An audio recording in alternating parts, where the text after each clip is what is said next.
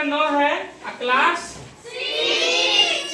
6 है, ठीक है। तो ध्यान दो, चैप्टर क्या नाम है? दैनिक जीवन में पृथक विधियां। इसमें हम मिश्रण और मिश्रण के प्रकार, समान मिश्रण और विषमान मिश्रण के बारे में बताए थे। उसके बाद क्या बताए थे? ओसाई के बारे में बता दिए थे और थ्रेसिंग के बारे में बताए थे।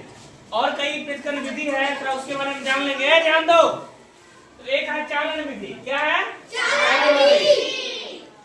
ये क्या करता है? सो ध्यान दो, एक छोटे कण और बड़े कण को क्या करता है? अलग करने वाली युक्ति है चालन। ये चालन जो है ना, ऐसे होता है चालन। इसमें क्या रहता है? ये छेदा रहता है, ठीक है ना। ध्यान दो, है ना, ध्यान रखना है। इसमें क्या होता है? छोटे कण नीचे गिर जाएगा, बड़े कण जो चौकड़ जो बचता है वो क्या होता है? ऊपर आ जाता है। तो यही क्या है? इस विधि से क्या करते हैं? चालन के माध्यम से उसको हम अलग कर सकते हैं। तो थोड़ा ध्यान दो, छोटे कण और बड़े कण को अलग करने वाली युक्ति है, जिससे क्या होता है? दोनों कण अलग अलग हो जाते हैं। जैसे चालन आटा को चलने से छोटे कण आटा नीचे गिर जाएगा, और जो बड़ा कण चोकर होता है वो क्या रह जाता है? ऊपर ही रह जाता है।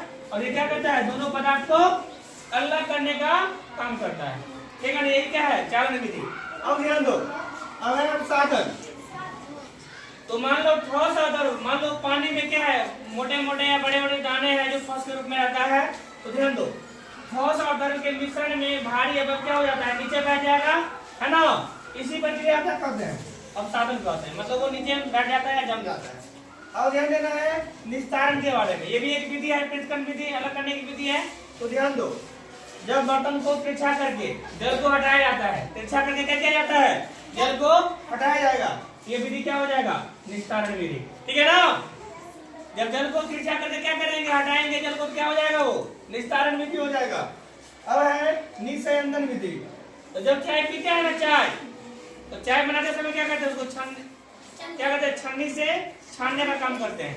वही है, चाय से चाय की पत्तियों को क्या करना? अलग करना, यानी फिल्टर करना। क्या कहलाती है? निस्यंदन विधि या फिल्टर करना विधि कहलाता है, ठीक है ना।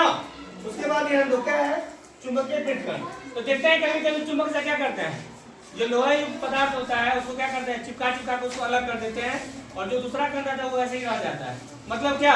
तो ध्यान दो, चुंबक का उपयोग करके चुंबकीय पदार्थ और अचुंबकीय पदार्थ को क्या करते हैं? पृथक्करण मतलब अलग करने का काम करते हैं। यही विधि क्या कहलाती है? चुंबकीय पृथक्करण विधि, यानी चुंबक को अलग करने की विधि हो जाती है ना। यही क्या होगा? चुंबकीय पृथक्करण विधि।